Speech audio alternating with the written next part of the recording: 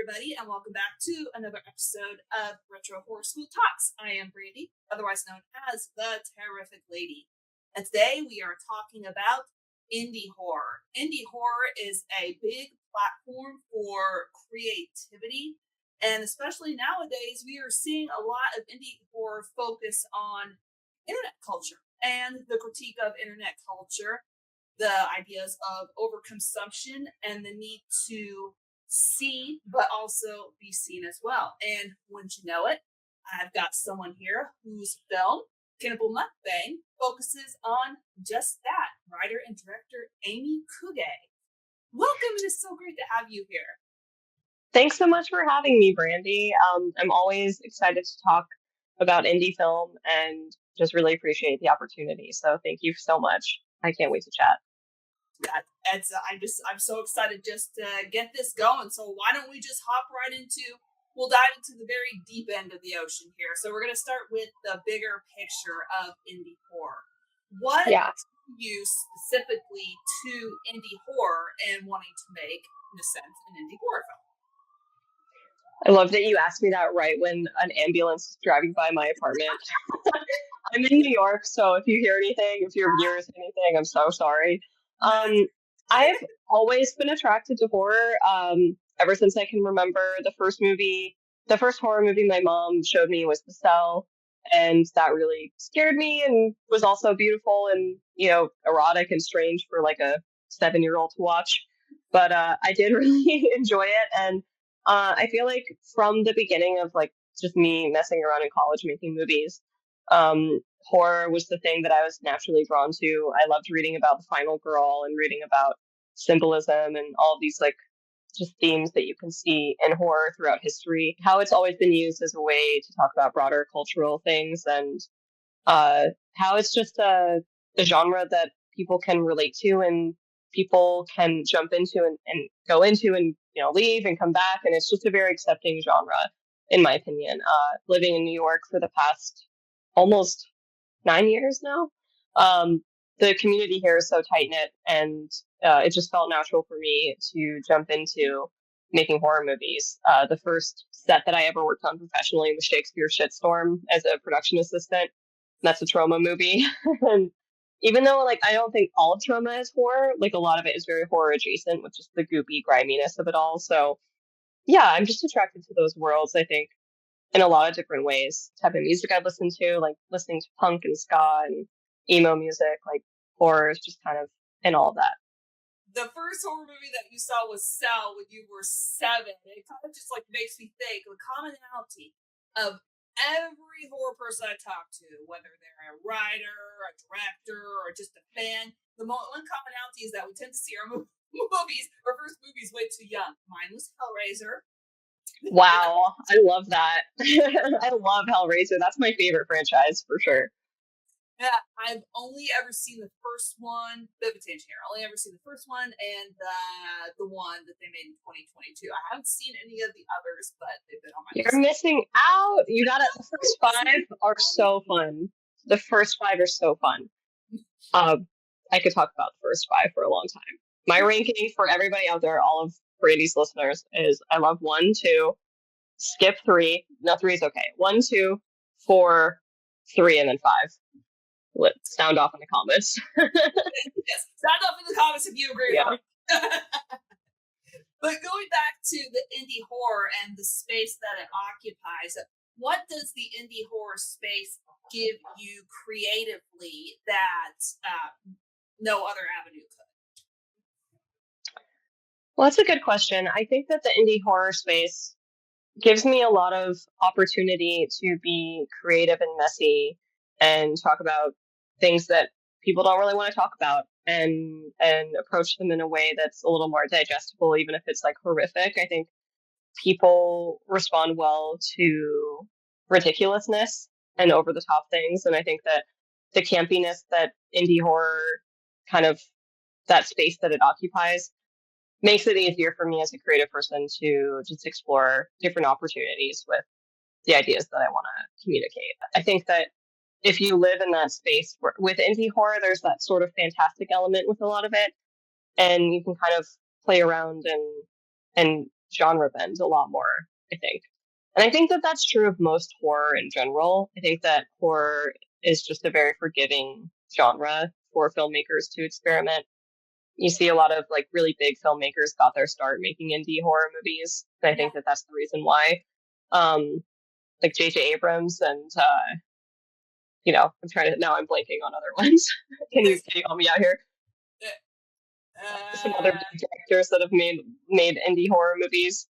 Well, people don't realize that there are bigger names now for sure, but John Carpenter's Halloween was an indie film. Sam Raimi's Evil Dead was an indie film. No. Yeah, but even outside of that space, like directors that are like making sort of like Oscar type of movies, like they all kind of got their start making indie things for the most part. Peter Jackson's another one too. Yeah, exactly. That's the one I was thinking of. So I just think that it's the type of space that lets people have more fun and be a little more experimental.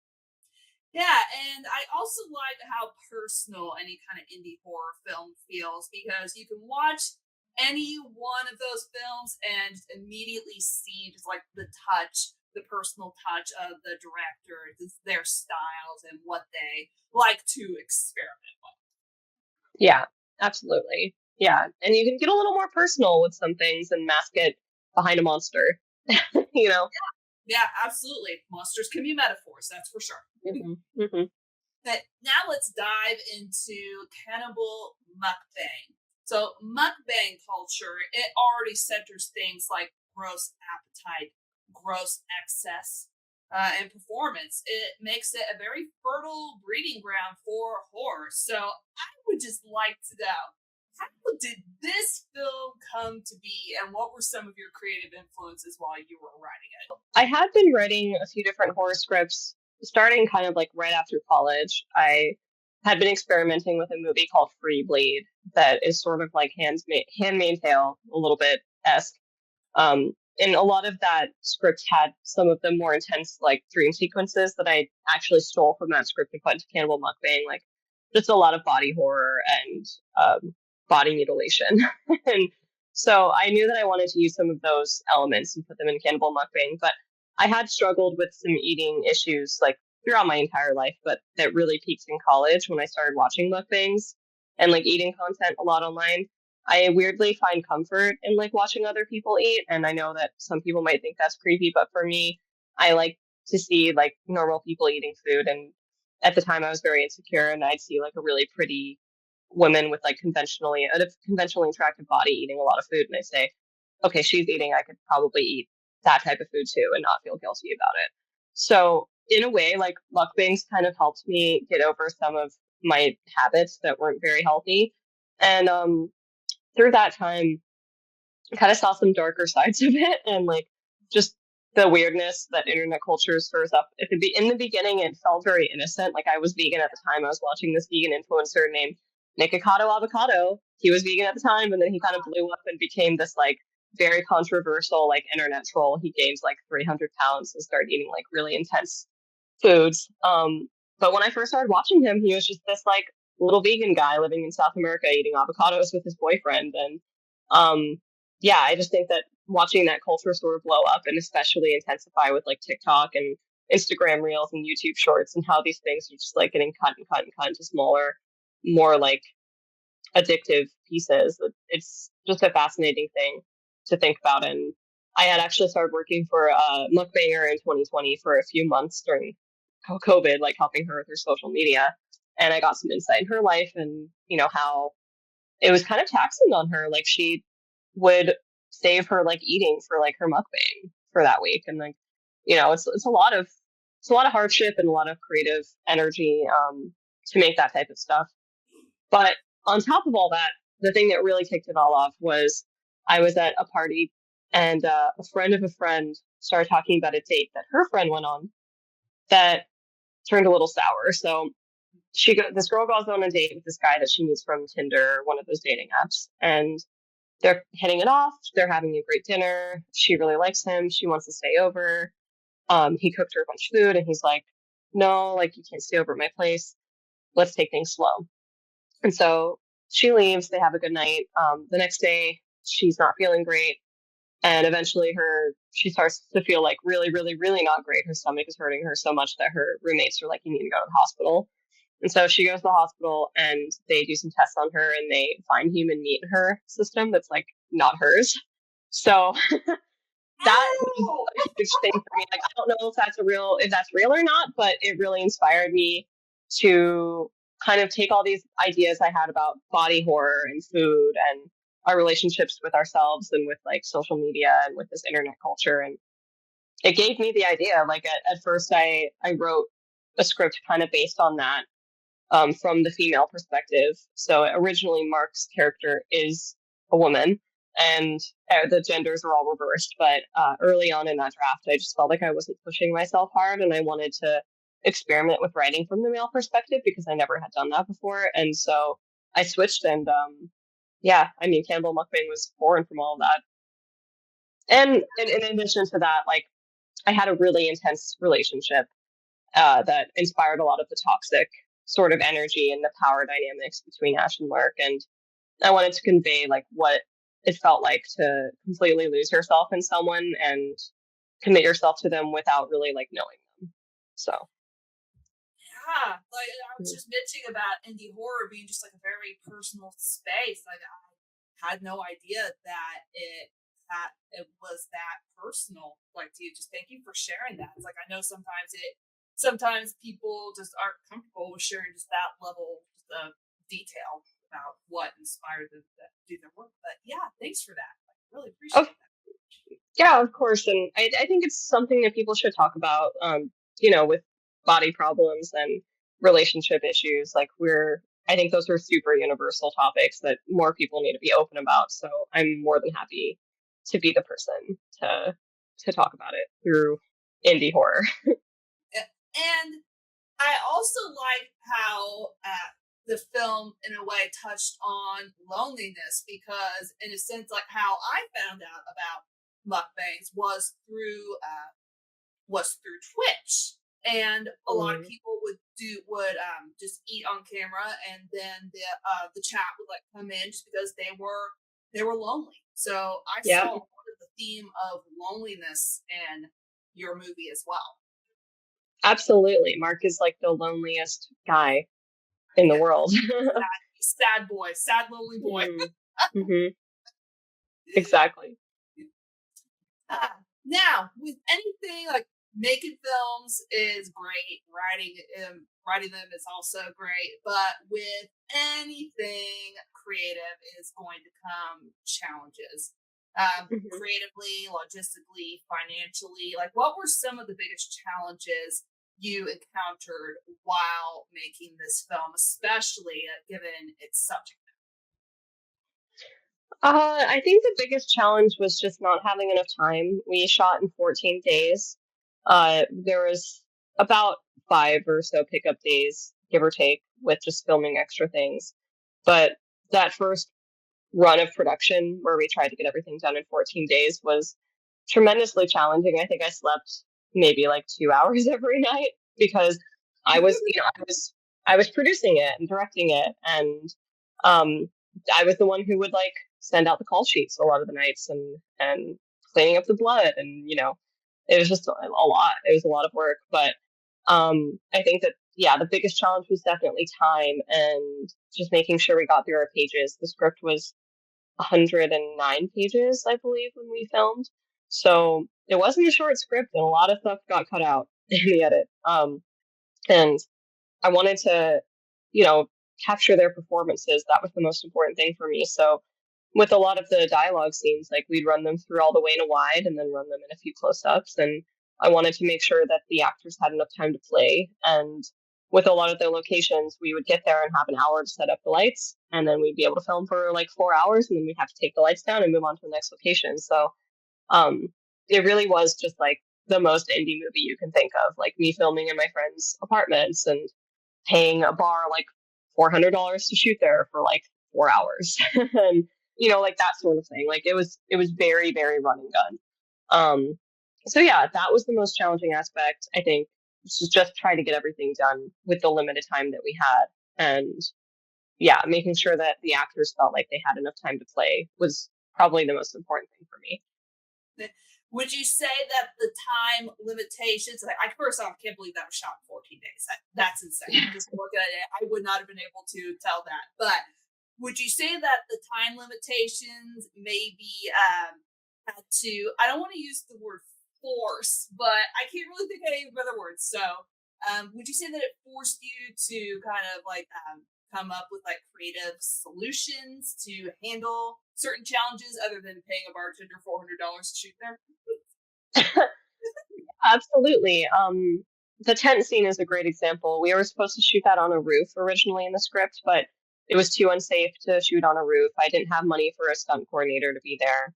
And so we changed it to the backyard. And then the day we were supposed to shoot in a backyard, it started raining. And so we had to figure out where we're going to shoot. And April and I actually came up with the idea to shoot in a tent separately and then came together and were like, why don't we shoot in a blanket fort and we make it like really romantic and whimsical and we can shoot that anywhere. And so we shot the outside of that blanket fort in one place and then shot the inside in another place the next day. Because we only had that location for one day and we were moving to the next location. So we had to get really creative. And I think that scene actually is one of the prettiest scenes in the movie. Like, it's so pink and colorful and very ash and just makes you feel like so cozy and safe and nice. And I think that if that was shot on the roof, it would not have been the same. So just having to roll with the punches and be flexible with things and be creative is, key to doing anything in the horror space and in the indie space. Another fun example is a lot of the like meat that Ash eats is just like meat that we cooked and then covered in chocolate syrup with red food dye. Like just being creative and finding ways to make things look gross in a higher budget when you don't have the resources. And speaking of gross, did you ever have to rethink how far to push certain elements and ideas in the film? Because cannibalism in and of itself just makes people their first automatic reaction is like, ew.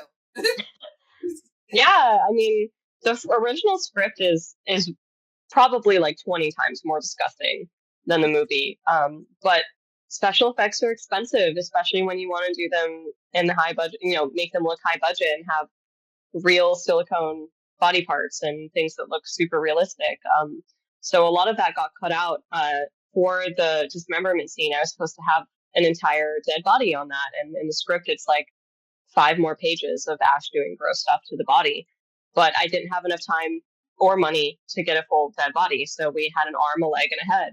And so we had to be creative and just shoot them talking and then shoot extra things for like cutting into random body parts and somehow make it seem like it all came together. So yeah, even like in the movie, the shot of her cutting into like someone's stomach during that was shot like 8 months later with my gaffer's stomach. Like we just shot it in my DP's living room with like one light and like I drug the knife across him. Like there's so many different creative ways that we kind of got around our budget. And yeah, I would have gone further, I think, but I'm happy with the level of gore that there is just because there are things I wish I could change about the movie, but at this point I'm very proud of it. And I know that like, everything happens for a reason and maybe for my next one, it'll be grosser.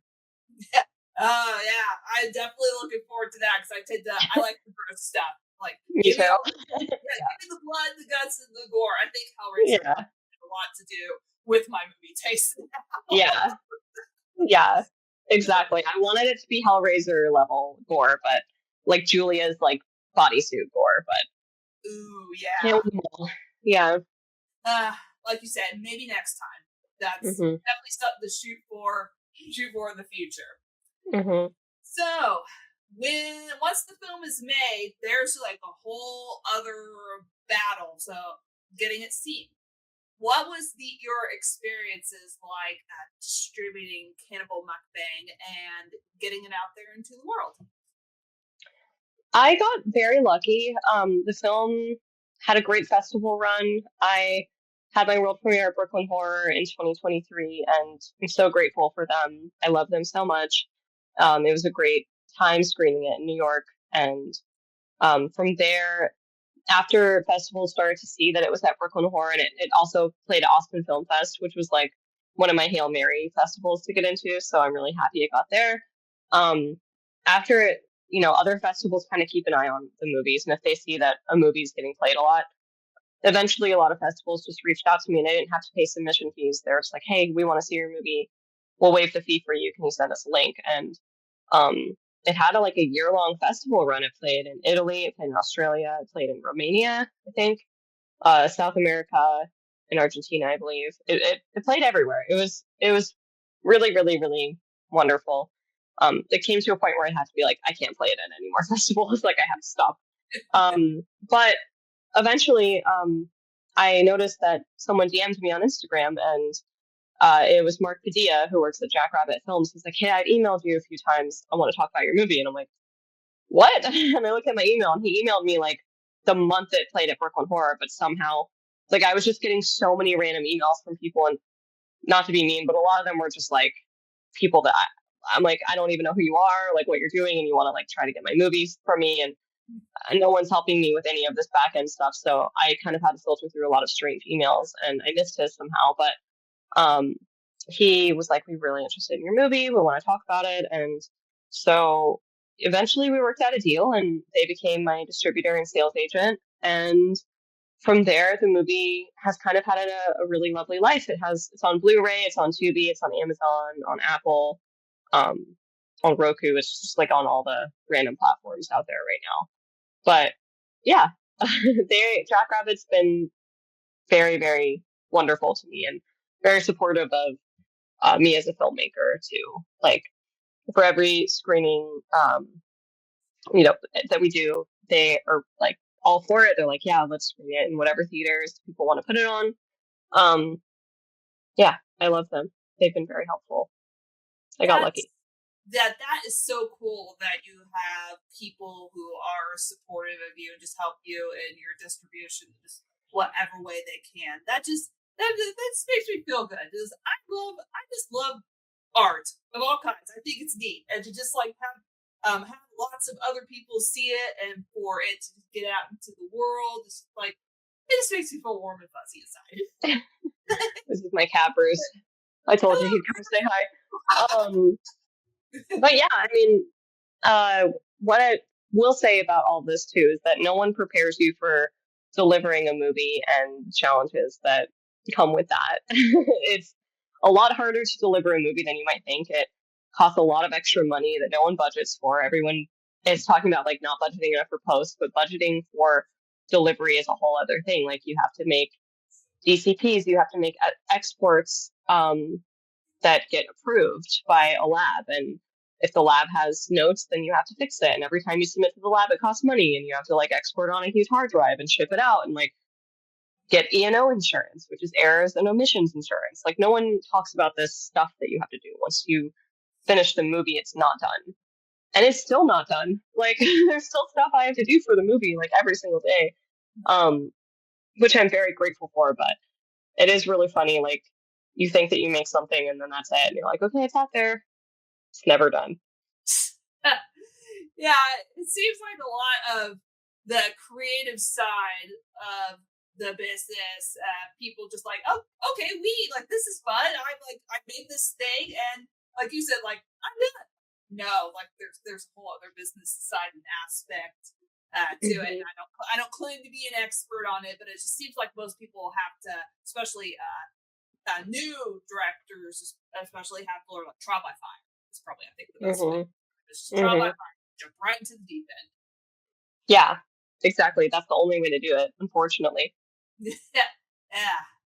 All right, now in your movie Cannibal Mukbang, in a way, the body becomes content. So something watched, consumed in this case, and also judged. How did you approach themes of the body, performance, and control while making this film?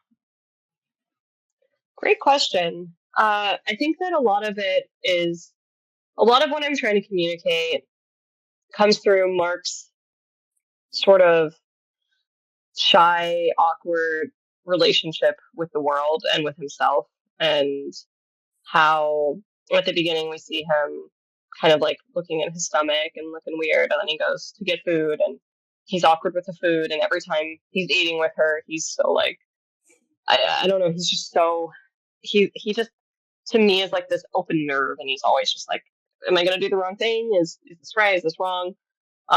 It's so frustrating because you just want to shake him, like he ends up ultimately making the wrong decisions, anyways, multiple times. Spoiler alert. But yeah, I think that his character for me represented me, like myself, back when I was having some eating problems, and I wanted to show that, like, challenge myself and write in a male perspective, and also just show a character that's a man that is insecure, and then have the woman be the confident, sexy, like charismatic, like she loves her body, and she does not care. And I feel like you don't see a lot of women like that in film from a female perspective that are confident about their bodies. It's almost always the opposite, where the woman, like in The Ugly Stepsister, like where the woman is like so obsessed and vain and doing all these crazy things to her body. Like Ash, doesn't use her body in that way, and she doesn't think of herself like that. Mark is kind of like the feminine in society sort of representation of someone with an eating disorder. For me, Ash, her like consumption is through like her revenge, like her like thirst for revenge, and she uses the internet consuming her to fuel her desire to get revenge, and it's unquenchable. Like, we don't know how many people she's killed. In sequels, she's gonna kill many more people. She doesn't care. Like, she wants to like fill herself up with that loss that she had, and with her loss of innocence in childhood, and her sister and family, and her inability to have a romantic relationship. I feel like even though Mark is a very toxic person, Ash is also a really toxic person. Like, no one in this film is perfect, and yeah, I think that they just represent the body in very different ways. Like, Ash is like a tool, and Mark is sort of like this like vessel for her to like put all of her like energy into until he can't take it. Yeah. It makes me think of a line in the movie, and I'm not going to be able to say it verbatim, but okay, definitely a spoiler alert for people who have not seen Cannibal Mukbang. I recommend you go watch it. But she was talking about her, well, it was shown in flashback, like her past and what happened. And then, like, after you saw it, she had said to Mark, in some way, just like after I survived on this guy's meat for 30 days, I felt happy, like I absorbed like all his evil, and it made me stronger, like in a way. I thought that was a really fascinating way to like approach someone handling evil, or horrific evil acts have been done to her. Saying, I absorbed his evil, it made me stronger. That was interesting when you put it. Yeah, I think that I was really inspired by if you read about like cannibalism, and like, I forget, there's like a certain tribe that they studied cannibalism, and a lot of people were saying that like it caused madness in the brain, like it like had like a some sort of like biological impact on your brain, like a bacteria from eating like human flesh. And I wanted to flip that and make it that Ash absorbed his like powers and like his evil. And I don't want the viewer to know how old she is. She could be so much older than she actually is, like in this sort of vampiric way.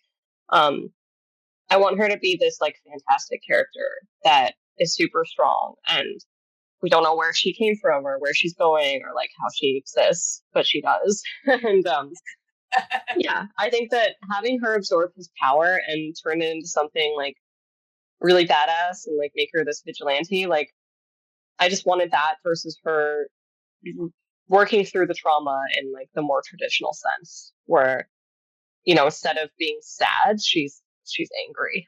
She's like very angry. Yeah, I don't blame her. Mm-hmm. I really don't, because I don't see how anybody could come out of any kind of situation like that and not just feel some sense of anger. Just really. Yeah. Yeah, I mean, I thought about like what would be one of the worst things to happen to me? Like, how traumatic could I get? And I have a big sister. If something happened to her, I would probably kill someone. Like, really, I love her, and I think that like the family ties in this movie are kind of what holds everything together. spoiler alert too for anybody, but like, at the end, it all kind of comes full circle with family and like what you'd be willing to do for your sibling. So yeah, I think that for her having her sister die in that way and being forced to like eat her without her consent and then also be like assaulted by the killer is like, it's like last house on the left, final straw. Like she's turning into Left Eye. She's gonna go and kill everybody. Yeah. Yeah. Yeah, I've got siblings myself, and just like I'm with you. If anybody hurt them or did anything to them, it's just like I would go postal. For Yeah. sure. That would turn to like I guess the gore aspect of Cannibal Mukbang because cannibalism, it's gonna have some gore.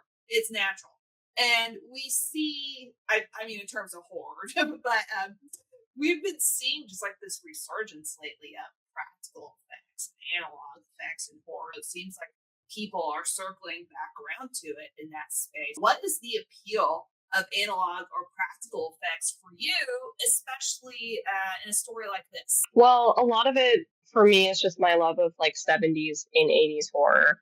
I love Frank Henenlotter. Brain Damage is a huge inspiration for me. And, Frankenhooker and all of those like splatter movies. And a lot of that stuff was done practically. And I wanted to really, really, really avoid digital effects from film. So I also used to be a special effects artist on a lot of indie projects. And I wanted to have everything practical. Like, I just think it looks better, it feels better, it adds to the camp of it all. I think that having the actors actually interact with things just feels so much better than doing it digitally. And plus, that's all really expensive. And honestly, if you don't have the money for it, it doesn't end up looking great usually, or like someone really talented. So, yeah, I really wanted to have the practical effects, especially, like because the movie is a nod to so many other of those like 70s and 80s movies. The flashback sequence is very Texas Chainsaw Massacre, and for the gore in that, we used roast beef covered in fake blood and like blood made with detergent on the wall so that we could wash it off easily. Like, I just love doing things like that. I used to be a painting, or I went to school at TU Boulder and I got a painting degree in addition to a film degree. So like painting, being tactile, like using your hands, I feel like there's something really special about it, and it comes across in the projects where you see it. Yeah, I think it makes a lot of sense in a film like this to use gore and the body parts in just those very specific ways. Like in a strange way, I would have felt cheated if I was watching a film called Cannibal Mukbang and I didn't see body parts. Yeah. And you know what, Brandy? There are supposed to be a lot more body parts. So I'm glad that you got the note I'm glad you got a sufficient amount to want to talk to me about it. So, like, I'm looking forward to the sequel where there'll be more gore and blood and body parts. Absolutely, yeah. I want the sequel to be like 10 times gorier than the first, for sure. Okay, now, some people may be watching this or listening to this and being like, oh my god, you weirdo. Like, you get so excited just about gore and stuff in horror movies. Just like, look, I'm an 80s baby. I grew up with that kind of horror. So don't judge me. Yeah. Yeah. And also, like, so many things are CGI now. It's just like, nothing's going to replace that scene in Nightmare on Elm Street where Johnny Depp is being sucked into the bed with all the blood. Like, come on. We got to see more stuff like that. Absolutely. Bring it on. That's what I have to say. All right, now we're going to switch gears for just this second. I do like a fun little segment with every guest, and depending on the guest, it differs from guest to guest. So we're going to do something called Make It Horror. So I'm going to give you something that is not horror. And I want you to tell me how you would turn it into a horror short. So things like what's the fear, who's watching, who's consuming, just how much detail, However much detail you want to go into is fine by me. So, are you ready? Yep, I'm ready.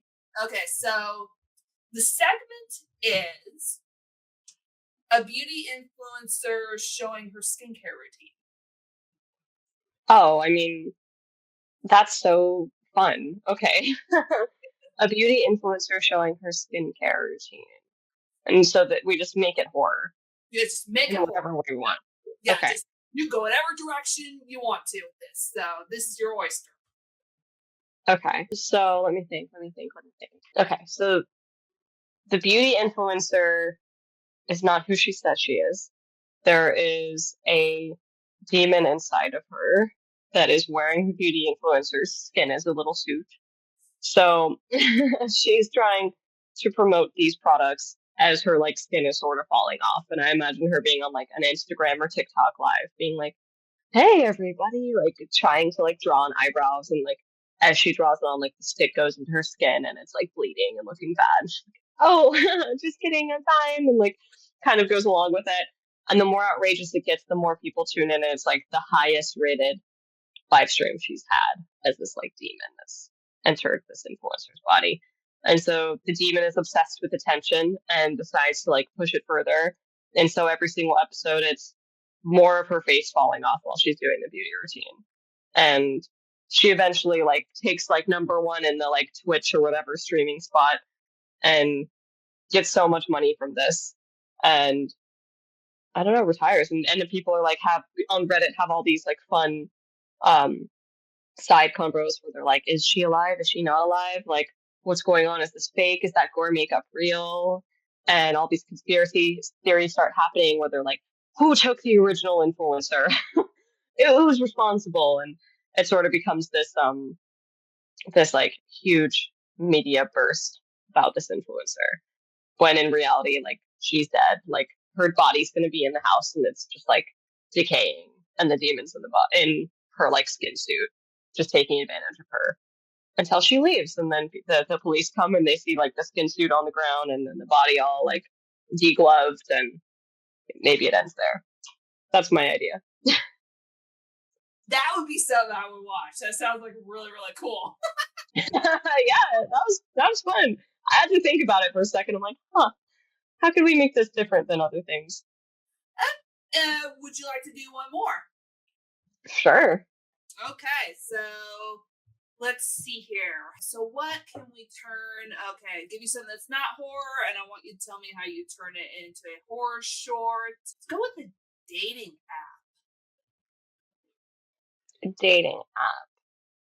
More details on this dating app. Okay.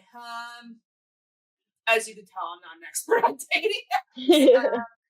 So let's see. It's a new dating app that has come just seemingly out of nowhere. It is number one in the downloads, like even before dating apps like Tinder or websites like Match.com.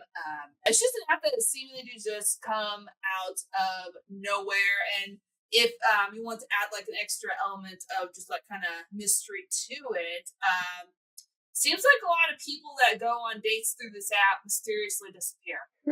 Maybe the dating app is like sort of Raya. Have you heard of that? Like an app where you can only date like other people with a certain amount of followers or like work in a certain industry.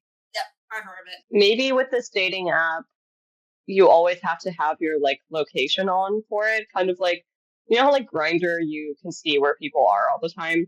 Yeah. With this dating app, maybe the location sharing only starts like when you're on the date. And people start to notice that all of the dates are ending up in like one particular spot in the city and disappearing there. So the authorities go to the spot where everyone's disappearing, and they find like a portal that's sort of like a rectangle, kind of like a phone. And when you walk through the portal, you're sort of in this like really depraved, like Hellraiser-esque world where all of these people end up, and they're forced to like have sex with each other and like do all the stuff for each other for the person that made the app, who's this like depraved billionaire that's trying to like just watch like really fucked up sex things happen in front of him and like kill people.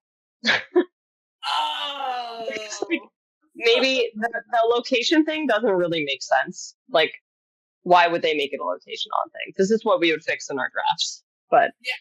So yeah, yeah. that's what it's called. Just like, you know, that's why Brandy has a process. So this is just like the brainstorming process. Yeah. Yeah, that's throwing things at the wall and seeing what sticks for sure. Yeah, for sure. Oh my gosh, that was. That's the first time that I've done like this kind of segment, and you came up with some really killer ideas.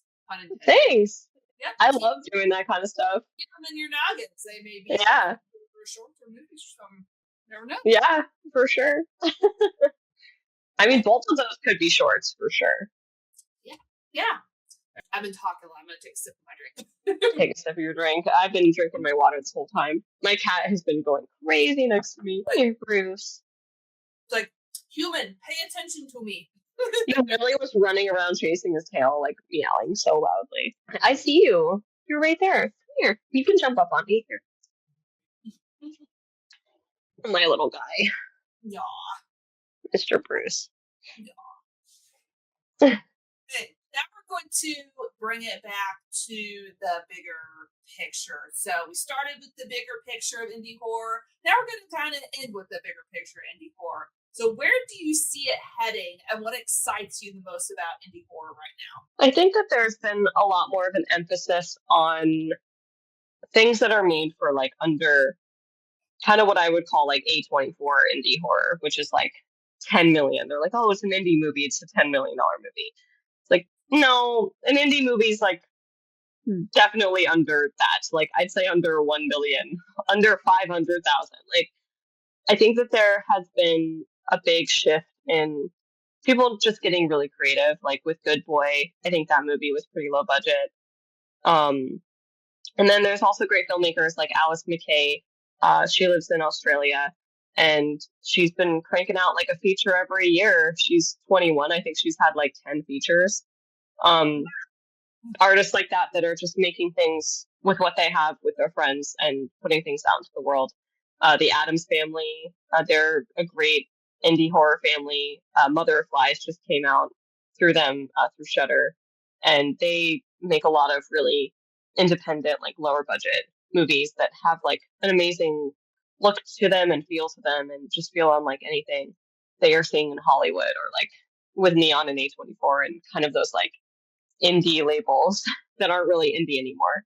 So yeah, I think that there's this shift from studio to like also YouTube. I don't know if you saw Milk and Cereal, but that movie was amazing. It was made with it from a YouTube creator, and I think he signed on to make something else recently.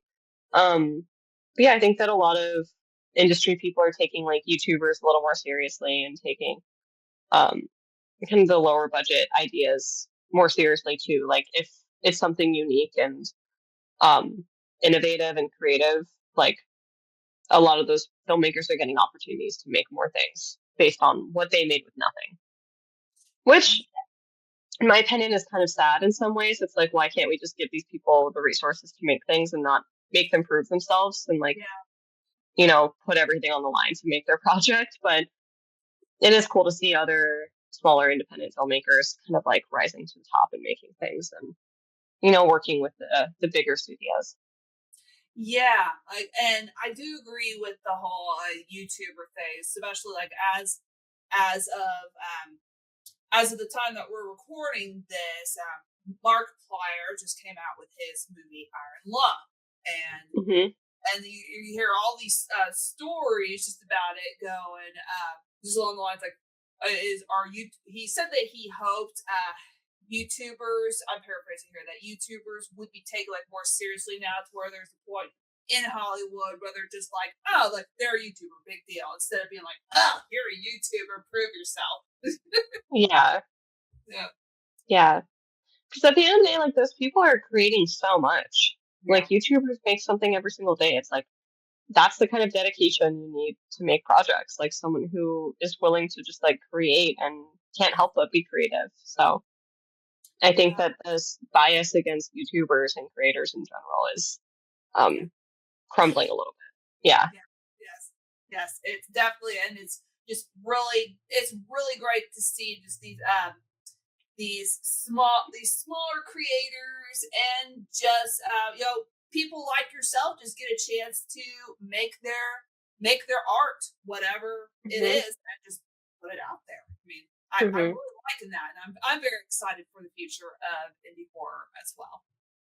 Me too, 100%. I think that every year there's really fun, creative things that are happening. I can't wait to see what else happens this year. There's a few projects that I'm just like, I'm looking forward to a lot. There's one, I need to look it up. It's about a woman who is like a podcaster, and I saw the trailer for it recently, and it looks so good. I'm googling it. I have to know what it's called. Googling it real time. Undertone. It's called Undertone, and it looks so good. Okay, Undertone. Yeah, it's an A24 movie. Okay. It looks really good. Yeah, I saw the trailer for that come through on Instagram, I think, and I was like, "Oh, that looks interesting." Okay, yeah, I'm gonna watch that again. Yeah, because I really had to like be a little bit more open-minded when it came to horror films past the 2010s, because really? Yeah, because I was really very much stuck in my nostalgic ways. Like, oh, these are the only good eras of horror, and that's it. But with learning also comes growing. Just like there have been a lot of good horror films come, especially in the 2020s. So it's just I'm very thankful, I guess, for all the opportunities that I had to like view just like all sorts of different kinds of horror films that just shows, yes, nostalgia is great, but at one point the nostalgia was new as well. So just like give new horror a shot, everybody. Just especially you will be 100%. Yes. Okay. Well, we had a really good talk about a lot of cool things about indie horror, about your film Cannibal Mukbang, about the themes behind it, all the blood, guts, and gore behind it, and this was a really enjoyable talk. So, Aimee, thank you so much for coming on and talking indie horror and your movie Cannibal Mukbang with me. I really appreciate it. Thanks, Brandy. It's been so nice talking, and I can't wait to support this app when it comes out. Everybody, like, Brandy's a joy. Please subscribe. And yeah, watch Cannibal Mukbang on Tubi. If you're interested in getting updates from me, my Instagram is meltyfeelings, and the film has an Instagram too. It'll probably happen after this movie or this episode airs, but the movie is going to play at Nighthawk Cinema on February 11th, and there'll be some more theater opportunities over the next few months too. She did my job for me, because I was about ready to ask like where you could go to like follow her and promote her. Like she even did my job saying subscribe to me. I know how it goes. We got to promote each other. Okay.